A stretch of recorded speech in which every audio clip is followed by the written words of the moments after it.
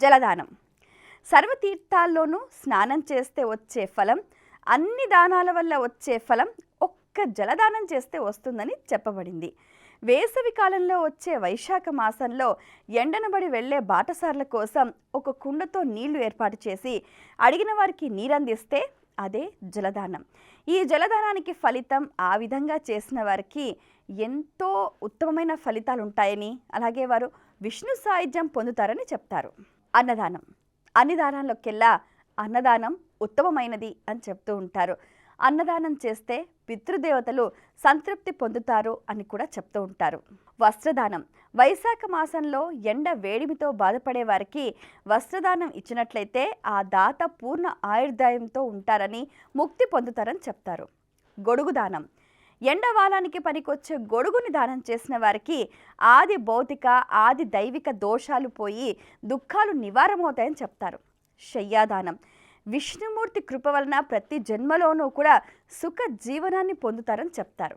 మజ్జిగ దానం. వైశాఖ మాసంలో మజ్జిగ దానం ఇచ్చిన వారు విద్యావంతులు, ధనవంతులు అవటం ఖాయం. ఇక బియ్యం దానం. విష్ణుమూర్తికి ప్రీతికరమైన వైశాఖ మాసంలో బియ్యం దానం చేసిన వారికి పూర్ణ ఆయుర్దాయం లభిస్తుందని, అన్ని యజ్ఞాలు చేస్తే వచ్చే పుణ్యఫలం లభిస్తుందని చెప్తారు. ఆవు నెయ్యి దానం.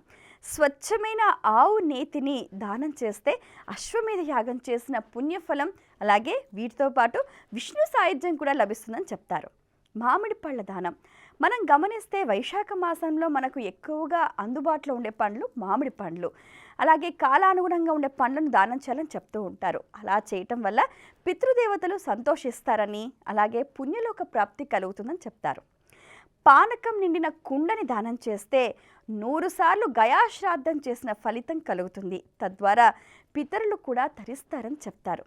దోసపండు, బెల్లం, చెరుకు గడలు దానం చేస్తే వారికి సమస్త పాపాలు పోతాయని చెప్తారు. దానం ఇచ్చే సమయంలో దాత చెప్పవలసిన మంత్రం, దానం స్వీకరించేవారు చెప్పవలసిన మంత్రం ప్రత్యేకంగా ఉంటాయి. అవి తెలిసి చెప్తే పర్వాలేదు, తెలియకపోయినా కృష్ణార్పణం అంటూ కూడా దానం చేసినా తత్సమానమైన ఫలితం లభిస్తుంది. దానం ఇచ్చే వస్తువుని ఒక చేత్తో పట్టుకొని లేదా తాకి మరో చేత్తో దానగ్రహీత చేత్తో నీటిని వదలాలి. మంచి మనస్తో ప్రతిఫలం ఆశించకుండా భగవంతుణ్ణి మనసులో ఉంచుకొని చేస్తే ఏ దానమైనా కూడా పరిపూర్ణమైన ఫలితం లభిస్తుంది.